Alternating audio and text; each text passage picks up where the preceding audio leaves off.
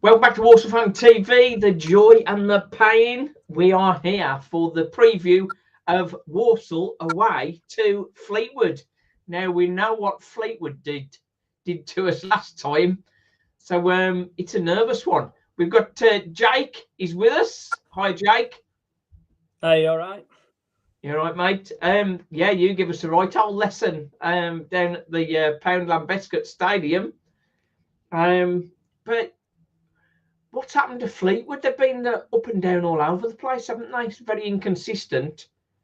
Pete Wild, since he's been in, has things changed for you?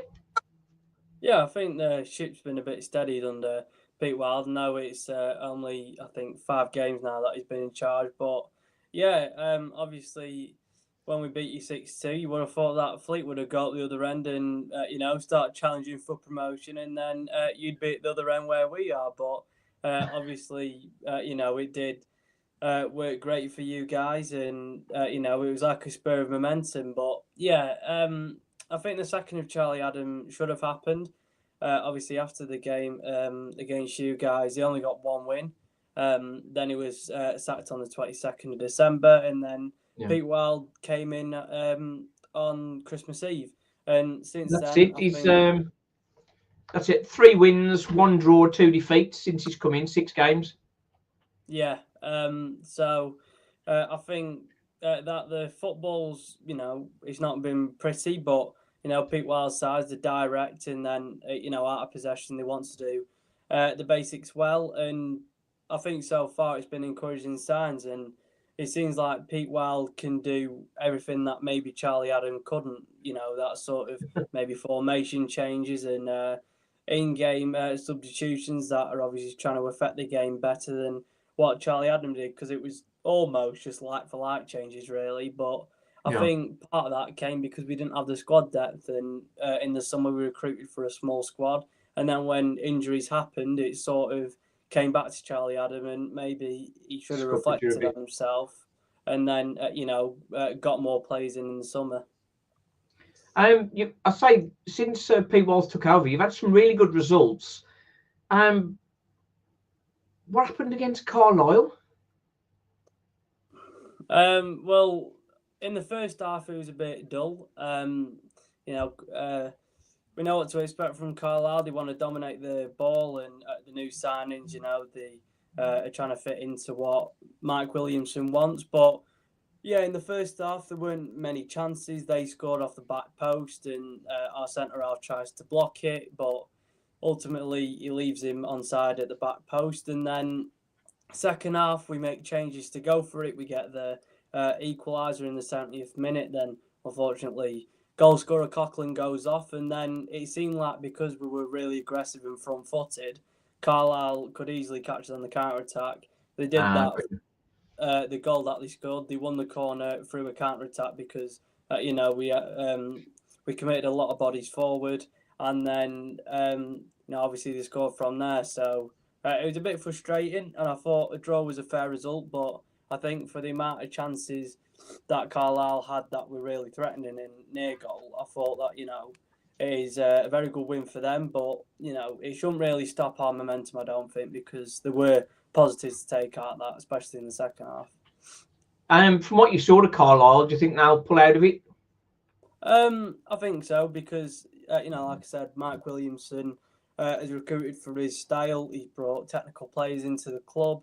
Joe Hugel, I think, should do well at League 2 level. I thought I was impressed with him, running in behind and us sort of defending both boxes, and the sort of not clearing the dead wood out, but sort of clearing the players out that won't fit into his style. And that's it, just sharpening his squad up to suit him.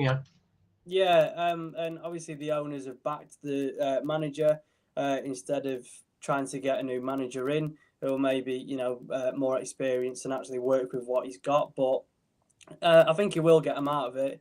It's just whether, he's never been in that situation before with his MK Don side and Gateshead side. Can he pull them out of the relegation scrap this time?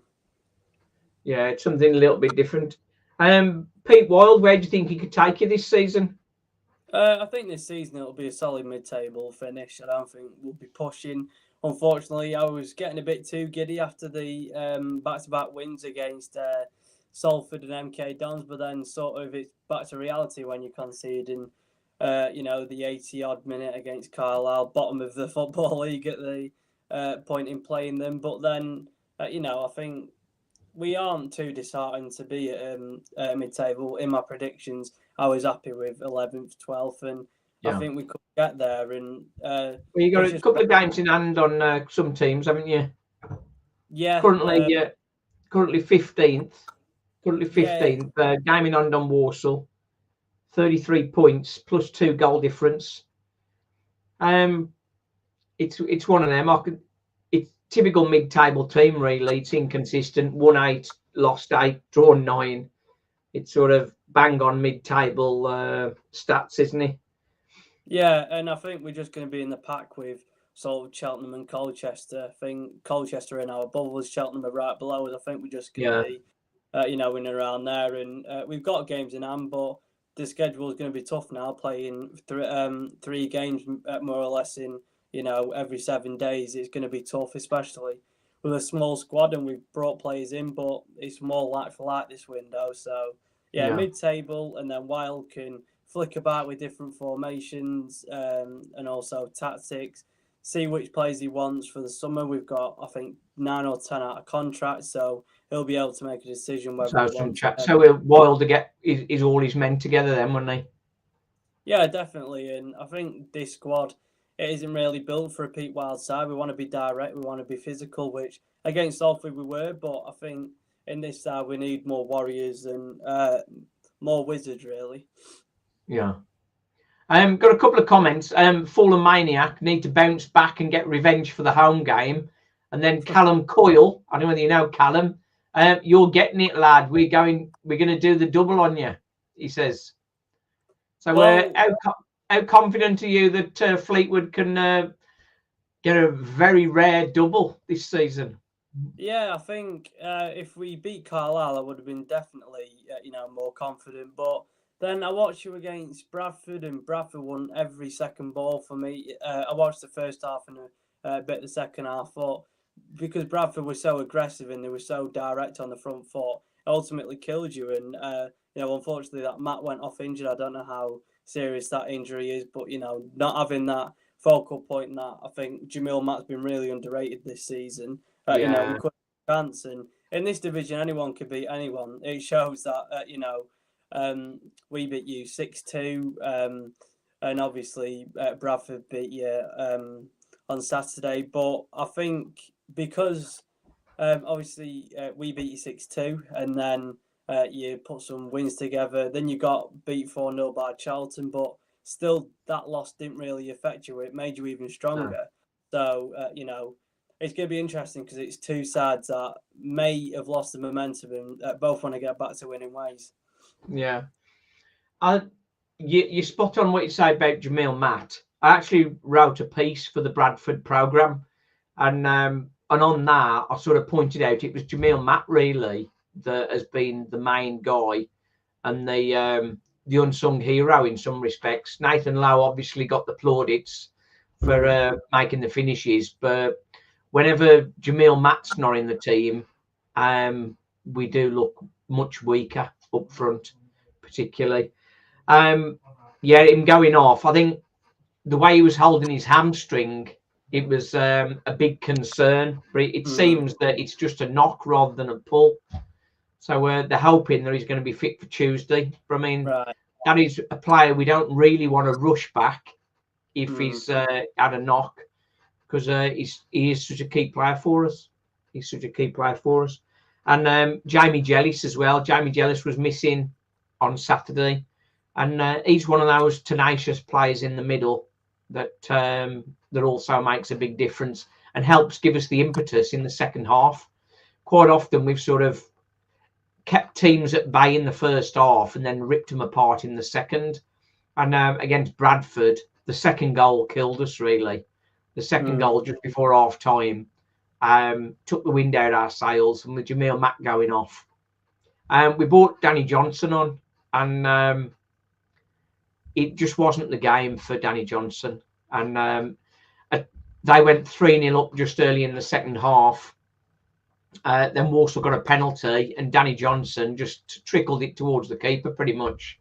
Right. So we were just getting a little bit of momentum. If we'd have scored that goal, I'd have fancied us to sort of get something out of the game. But when we missed that, it was one of them. Walsall kept going for it, as they do.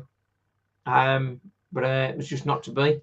And against you guys, the 6-2, as convincing as it was in that game, Danny Johnson had 3 real big chances that he didn't take. So as much as 6-2 is a very clear, awesome goal fest, I think in a lot of respects the game was a lot closer than the score suggests. You probably don't think that, being a Fleetwood To be fan. fair, I think it was an utter fluke because the 6th goal, it goes straight to Tommy Simkin. He's had a bit of a howler there. I think when Caden Hughes scored, I think it was our 4th goal. Our other centre half heads it onto his shoulder, then that goes in. We score off a penalty, and I think in that game there was only really 1 or 2, goals that you could think, right, they've actually, put a decent move together there. And the others, I'm not saying they were a bit lucky, but if you're watching back, you're thinking, could you have done much about that? Yeah, the first goal was very, very good. Yeah, I thought it was. The first goal was very, very good. Ryan Sturck got caught a little bit further forward, too far forward, and then they just opened us up. He opened us up and then made the space, and that was a real good goal, well worked goal. So that was fair play. So Ronan Coughlin wearing number 19 and Matty Virtue number 8. Are they the main threats, you think? Well, unfortunately, Ronan Coughlin went off injured after he scored on Saturday. And it's his Achilles, so it's not looking likely that we'll see Ronan for the rest of the season now. That's a big loss. Yeah, and you could tell as soon as he hit it, he went down injured, and then they were calling for the stretcher really early, and it is a loss because ultimately he's our top goal scorer, and looking at his shots and then at ratioing that with his shots on target, he's pretty accurate with his finishing, and then you might be bringing back Ryan Graydon from injury, who missed out against Carlisle and MK Dons, and he's had 37 shots this season, put 6 on target. So you're going from a player that puts every 2 shots on target to a player that really isn't consistent in front of goal. And then Cian Harrott, who's really just been impacting off the bench. So it's going to be interesting who we go for up top and who Pete Wild fancies. Does he want to go for Graydon, who's more of a complete profile, or does he want to go for Cian Harrott, who's more powerful, who'll run in behind and quicker, but also back into centre halves? But you're definitely right on Matty Virtue, even though he didn't have the best game on Saturday. And since Pete Wild's come in, I don't think he's been as to the standard as he was before, even though he scored against Doncaster. But he's just that goal-scoring threat from midfield. He'll easily affect the game in the final third. He's not the most creative, but I think he has got a good finish on him and is a threat when he gets into really good areas in the box. Interesting one. I think from Walsall's perspective, I'm not sure whether Matt Sadler will sort of just give the same 11 another go, or make a couple of changes. Evan Weir has done really good when he's come on and he's played, mainly in the Virtue Trophy. So I think it's possible that he might bring Evan Weir in at left centre back and move Tyler Allen into left midfield. Tyler Allen was poor on Saturday. He got caught out for a couple of them. Liam Gordon had a poor game as well. Sometimes you just have to give credit to the opposition. Bradford were awesome. Really. I thought they were really energetic. They got onto the loose balls quickly. They were direct in the play, but even when they didn't go direct, I thought they worked it well from back to front. And I thought, yeah, definitely your left side was a more weaker side, and I think Sarcevic obviously won the flick on for their second goal, I think, and obviously Sarcevic scored from that side, and it just went a bit wayward from there. But yeah, great to Bradford, and their first two, especially well, some really good goals, The first one, top corner, top bins, the way he lashed that in, you can't blame the keeper for that. And then the second one, again, that was another great strike. My mind sort of blanked out the third. I can't even remember that now, but I mean, it's one. That was he saved it and it came back, and then they finished it off, didn't they? I think we fouled to clear. So up front, that's an interesting one. If Jamil Matt is not fit to start, we've got a few different options. I think Adoma will probably start again up front, and then we've got three. We could play DJ, who is a great finisher, but with so little game time, his sharpness is not there, and that showed on Saturday. He was poor on Saturday. Didn't really get much of a sniff. Josh Gordon is another one. He's got the energy and tenacity up front that we missed on Saturday, but he's only just coming back to fitness, so I don't think he's ready for 90 minutes. And then the other player is one we haven't seen too much of yet. Ethan Wheatley is on loan from Manchester United. I saw his video reel from last season, and he looks very, very good. But I mean, that is playing in under 18s football, and it's whether he can translate that into the adult game, of course. He might even get a start alongside Adoma. I wish he'd have took the penalty, to be honest. Did you see the penalty? No, I didn't actually, no. Oh dear. It was poor. DJ, I think I wouldn't be surprised if he moved on from Walsall, because I think he's had a few issues, I think health issues, but I think he's sort of getting back to fitness now. But he just doesn't seem to fit Walsall's style now. As good as a finisher as he is, I don't think he fits our style. So maybe a move for him, and Walsall look to bring another long-term replacement for Jamil Matt. Of course, Jamil Matt's sort of getting on a little bit. But Adoma is sort of he's so ridiculously fit for his age. That's very good. I just want to catch off a couple of messages before they disappear. I'd like to see Josh Gordon make an appearance, says Fallen Maniac. We need his energy up front compared to Adoma. Would like to see more of that Wheatley fella. Couldn't really show what he was about yesterday. Yeah, he didn't really get. If he'd have got one chance at goal, that would have been really nice for him, but he didn't get a sniff of goal, really. I think it's hard 3-0 down too. It's hard to get, a stamp in the game, and when you're trailing like that, and when you're putting a youngster on, it's a bit hard for him to, get into it. Yeah, he put himself about a little bit and chased stuff down and that, but you want a more open game, really, for that.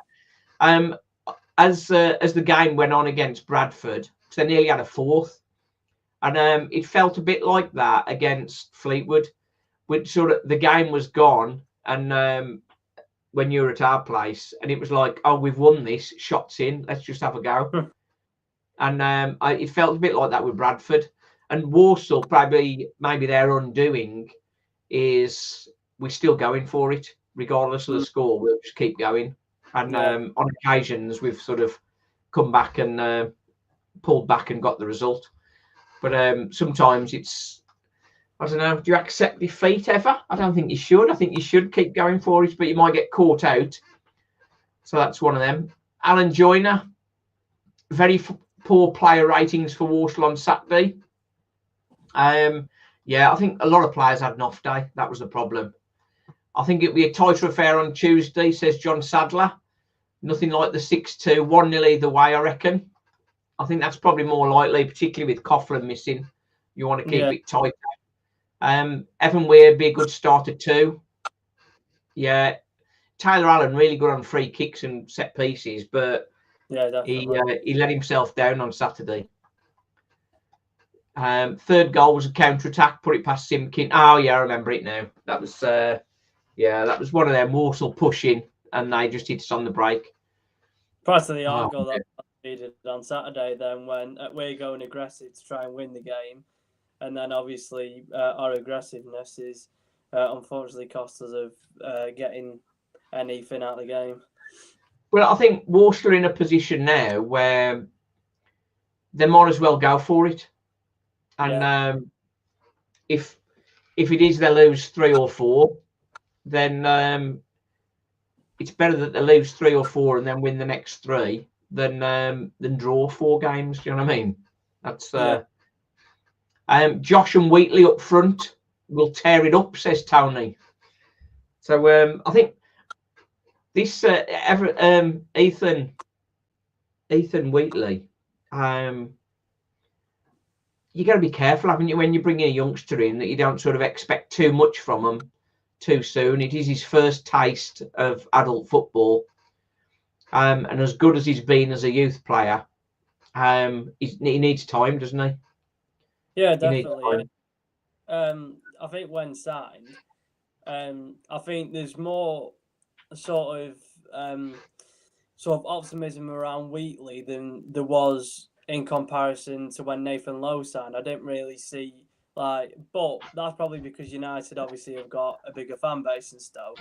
But also it seems that when I've looked at the stats that Wheatley is maybe more prolific than Lowe was when he was in Stoke's academy. But if you can develop a young player and a young striker like Nathan Lowe, who's never had a loan move, then hopefully you can do that for Ethan Wheatley, because he's joining a competitive team, a team that's got great togetherness, and a team that ultimately, in my eyes, is going to win promotion. So, well, I think I can't see Walsall capitulating. If we have a stumble of a couple of games, we've got that buffer. Then when that's we can cope with that. And if we look at the league for a second, the pack that's chasing, I like to repeat this because it's sort of quite humorous, really. But Crew in second, they're nearer to 12th than they are to first. Yeah, I think everyone below you is inconsistent. I think Walsall have just been the only consistent side this season. And, watching Fleetwood, we've been annoying, but it's because we've never been able to get on a run.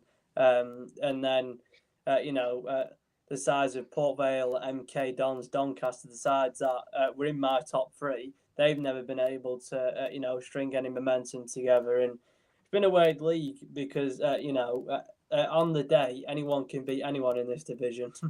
Yeah. I think sort of as we sort of, it's a bit early for the running, but I mean, the last 19, 20 games, a lot of those teams that are in the playoffs now are going to be playing each other. For example, Wimbledon Crew are playing each other on Tuesday. So a lot of those teams playing each other, sort of, if Walsall were to drop a couple of points, they're going to be dropping points as well. So and also the sides in there where they're a lot alike, like Crew and Wimbledon are a lot alike, but two sides that want to catch teams on the counter-attack and play front-footed, but also want to be strong defensively. And there's a lot of sides up there that maybe people didn't put up there. Crew, Wimbledon, Salford and Grimsby, teams like that. Where, but that just shows, the nature of League Two. And I think to get up, you need to be strong defensively and really good front-footed. And obviously that's what you guys have done this season. And, Matt Sadler's done a brilliant job.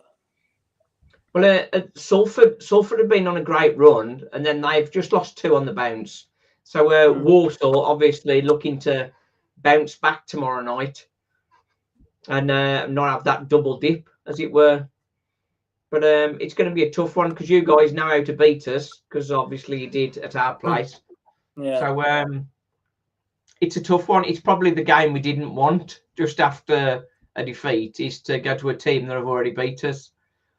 And if we can avoid defeat against you guys, that only leaves Gillingham then, who can do the double on us, because we haven't played Gillingham yet. So we've got to play Gillingham twice. But Walsall, like, need another 7 wins, I think, out the last 20 games to be sure of promotion. So you would think. Definitely. Say again? I think that'll happen, definitely, even if Matt's out for a sustained period, and even obviously with the recall of Lowe, I definitely think that you'll go up 100%. Yeah, I think it's just been sensible, isn't it? I think a couple of draws here and there wouldn't be sort of a bad thing. We're just going to try and keep defeats off the card, haven't we? Because it's everybody. I think for anybody to catch us at the moment, they need to go on an absolutely superb run. But for Walsall not to go up now, there's like effectively 3 teams in that top 8 need to go into a really crazy run. Yeah. And so that's more difficult.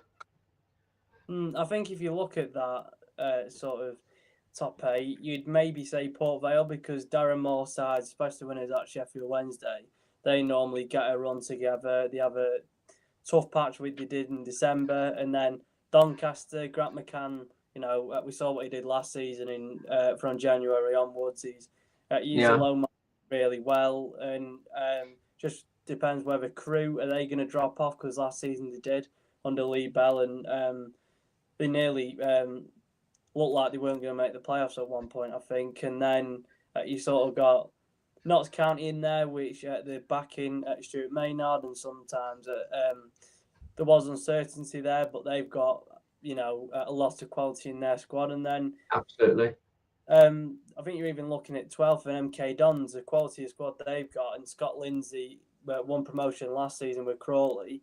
You're thinking, can they go on a run? But from what I saw on Tuesday night, I think, with the limited attacking intent that they had, it wouldn't look likely, even with the talent that they've got.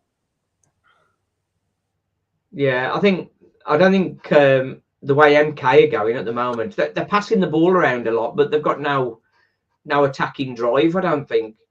Well, and against us, and they had about 73% possession. It was all sideways, and couldn't break us down. And Walsall love playing against teams like that.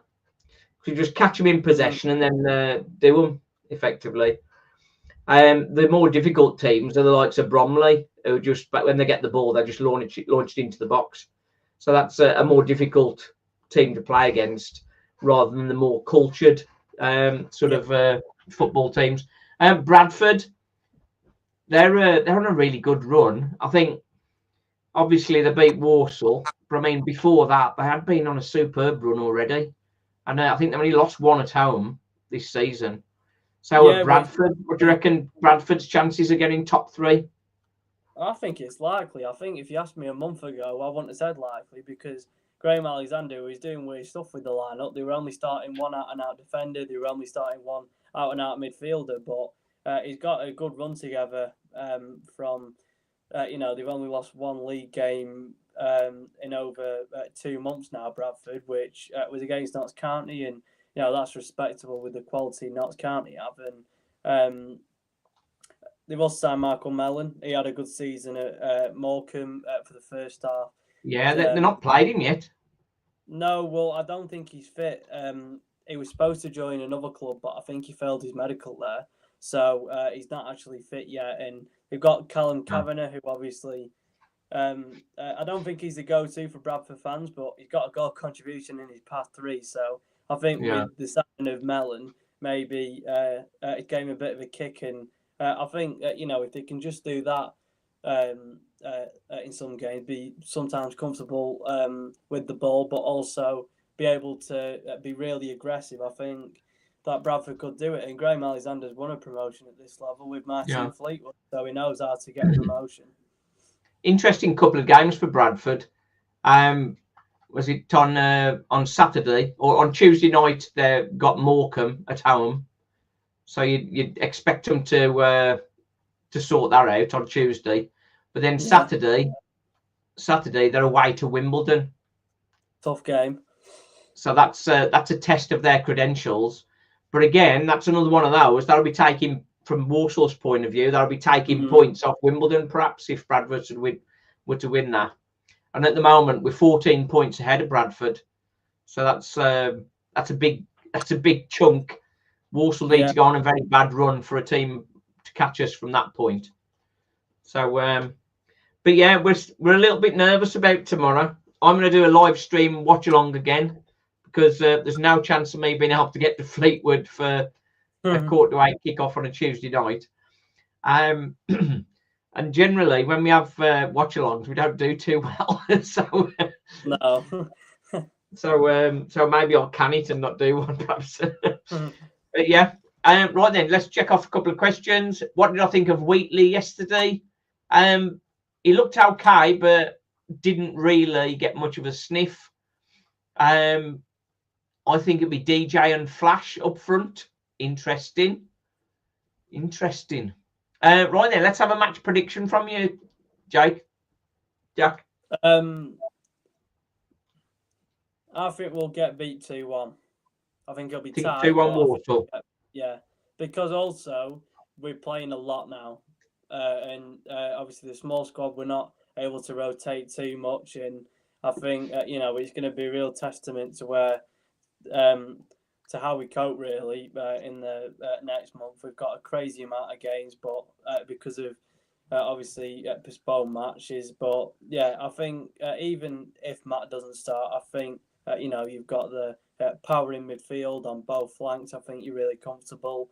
You've got a centre half who's more creative than most forwards in this division, which can obviously hurt us on set pieces, and then you've got some solid defenders there. So yeah, I think you'll beat us 2-1, but I do think it'll be a tight game. Yeah, I think I've got the same view that I had against Bradford, and I would have settled for a point. So I'd be happy with a point if we can get a win. That'll be a massive boost for us to sort of to really sort of push on and go on another run. We've got Salford at home on Saturday, so that's another good game on Saturday. So looking forward to both of those really. Jack, that's been brilliant. Love your analysis that you do on Twitter. So fair play on that. Walsall Fan TV, the joy and the pain. We've had a bit of pain. Can we have the joy back tomorrow night? Let's hope so. Nice one. Cheers, mate.